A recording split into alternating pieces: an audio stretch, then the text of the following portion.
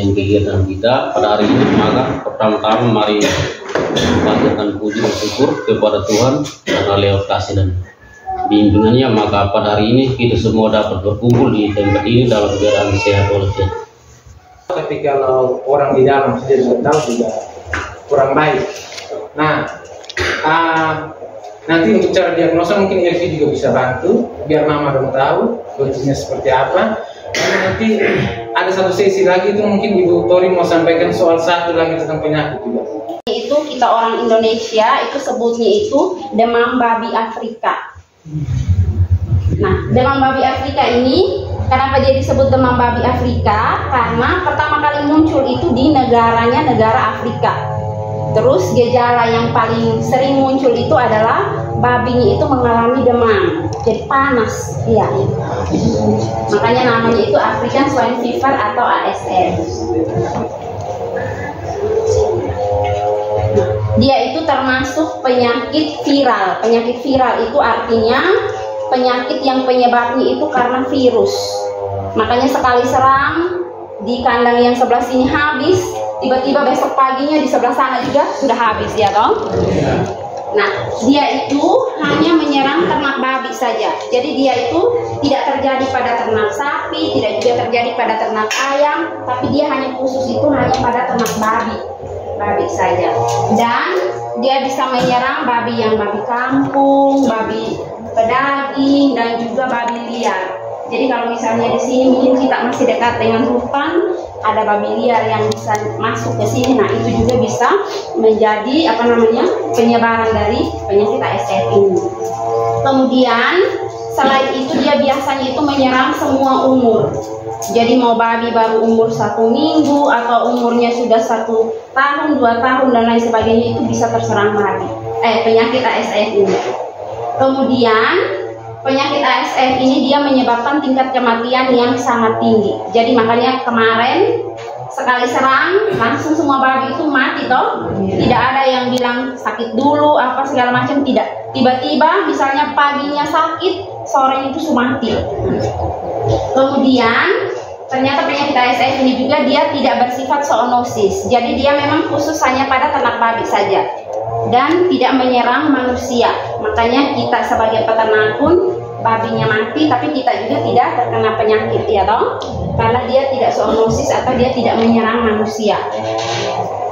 Kemudian penyakit ASF ini juga menyebabkan kerugian ekonomi yang sangat besar. Kemarin misalnya tadi Pak Kris bilang babi 6 juta, kita anggap saja harapan kita punya kebutuhan hidupnya pada ternak tersebut ya tiba-tiba mati. Nah, itu kan pasti menimbulkan kerugian bagi peternak babi. Dan yang paling fatalnya ASF ini dia belum ada vaksin dan belum ada obat. Nah, itu yang bikin kita semua tuh kewalahan, bingung kira-kira harus bagaimana, ya toh? Nah, kemudian mungkin kita masuk sedikit di sejarahnya. Jadi yang tadi saya sudah bilang, jadi pertama kali muncul itu di negara Afrika, terus dia menyebar ke negara-negara sekitar. Nah, masuk di Indonesia itu sekitar tahun 2019. Kalau Bapak Mama tidak salah ingat, mungkin waktu itu pernah muncul itu bersamaan dengan COVID-19 waktu itu. Jadi manusianya sakit, terus ternak babinya juga sakit banyak ya. Nah, tapi baiknya karena dia tidak menyerang manusia, jadi masih tergolong aman. Kemudian dia masuk di NTT. Kalau secara umum bersihkan kandang sama sekali berarti sudah itu bisa menyebar. Kemudian di feses atau kotoran babi itu bisa bertahan sampai dengan 160 hari, lama sekali ya. Jadi usahakan supaya misalnya ada ternak babi yang dipelihara ternak babi juga, usahakan supaya saluran pembuangan kotorannya juga harus jelas. Maksudnya jangan kita semprot ternyata dia ada kembali di sekitar. Nah, itu lalat atau dan lain sebagainya itu bisa sebar lagi. Kemudian kalau pada daging babi olahan yang disimpan dalam suhu ruang kayak misalnya BDZI atau BDZI begitu kan biasanya kita simpan dalam jangka waktu yang lama toh. Nah itu dia bisa tahan di CI sapi tersebut itu bisa sampai 105 sampai 300 hari, hampir 1 tahun. Daging babinya itu habis, virusnya masih tetap ada. Kemudian kalau misalnya di daging beku itu bisa tahan sampai dengan 1000 hari, 2 tahun lebih. 3 tahun, jadi lama sekali. Kemudian pasti ada yang tanya-tanya, kira-kira dia punya gejala itu modelnya bagaimana? Mungkin seperti saya jelaskan bisa di oh ya betul, kemarin sapunya ada yang mirip-mirip seperti ini ya. Nah, gejala klinisnya atau yang bisa dilihat, gejala klinis itu yang bisa terlihat, kayak misalnya babi sakit, dia menunjukkan tanda-tanda apa, nah itu namanya gejala klinis. Nah, gejala klinis ini ada 5 jenis, ada bersifat akut, pokoknya ilmiahnya begitu ya, ada perakut, akut, subakut, kronis dan juga asimptomatik. Nanti saya jelaskan pakai ini yang bisa dimengerti. Nah, gejala perakut itu gejala yang misalnya ternak babi tersebut terserang penyakit ASF ini, dalam waktu 1-2 hari babinya itu langsung mati. Itu gejalanya, itu gejala perakut. Jadi kayak tiba-tiba dia baru terserang pagi, tiba-tiba sorenya mati atau besok paginya langsung mati. Itu namanya perakut. Kemudian kalau gejala akut itu dia masih menunjukkan tanda-tanda dulu. Jadi ada yang masih demam dulu. Nah demamnya itu kan suhu tubuh, misalnya kalau klik linknya di Google, ini linknya, setelah linknya diklik ini tampilan awal sistem. Di sini ada diagnosa, di sini bapak dan mama bisa mengklik diagnosa. Di sini ada data diri, di sini diminta untuk mengisi data diri.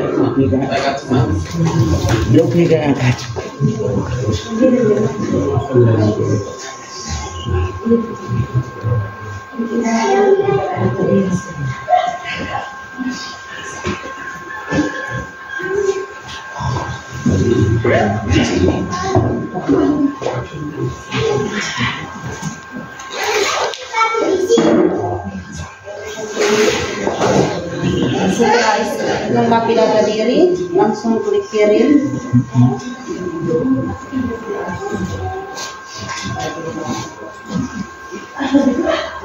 Di sini ada beberapa gejala.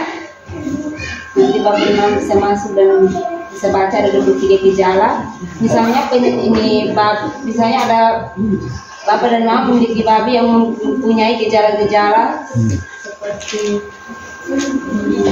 misalnya gejalanya bulu kusam dan rontok. Ini bapak dan mama bisa mengklik ini. Terus misalnya nafsu makan berkurang, demam tinggi, dan ini hanya contoh. Ini kita sudah memiliki gejala.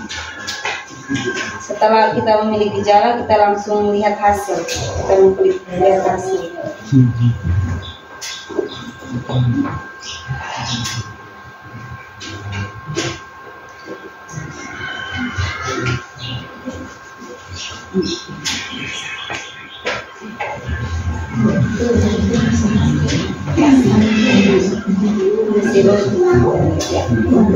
Ini dia punya hasil diagnosa. Ini yang tadi kita pilih, ini gejala yang dialami. Ini tadi saya pilih ini bulu kusam dan rontok, yang kedua nafsu makan berkurang, yang ketiga demam tinggi. Ini dia proses diagnosa, dia punya cara ya proses diagnosa. Ya, ini dia hasil. Ini yang paling tinggi berarti dia ini terkena penyakit ASV sesuai dengan gejala yang kita pilih. 3 gejala ini berarti penyakitnya kita lihat ini yang paling tertinggi, nilai yang paling tertinggi. Berarti yang ini 109%, berarti dia terkena penyakit ASV.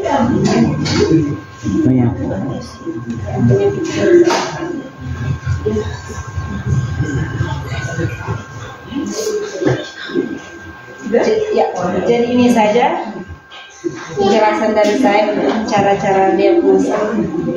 Tekanan itu ada yang sedikit sana sedikit dari rumah tidak dekat. Kasih makannya makanan sisa kah atau makanan pokok kan? Ini makanan itu yang kadang-kadang seperti itu. Iya. Mungkin kelirunya ya saat kami beli daging di sana, terus airnya dibuang kita kasih makan lagi. Seperti itu sudah kelirunya di sana. Seperti itu. Jadi yang mulai sekarang mungkin kalau Bapak mau Ya, dengan pelihara adanya penyuluhan ini menggunakan ini untuk sesuaikan saja. Sesuaikan. Hanya obatnya ini kita. Begitu sakit kita mau obat bagaimana? Ada suntik. Veterinaris datang, kita makan lagi. Suntik mati. Kita ambil. Begitu. Atau kita yang pus kita apa pus lah.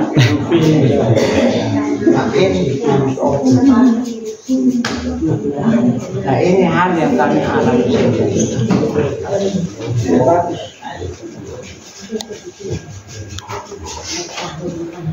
Artinya orang lain tahu beli dulu minta maaf. Jadi obat yang mungkin mereka kasih itu hanya untuk dia punya gejala, kayak misalnya demam, kita kasih analgesi kayak sama kayak paracetamol tapi khusus untuk babi. Hanya mengurangi gejala itu, tapi kita tidak membunuh virusnya. Nah itu yang menyebabkan dia terus berulang itu, maksudnya bisa menyebabkan.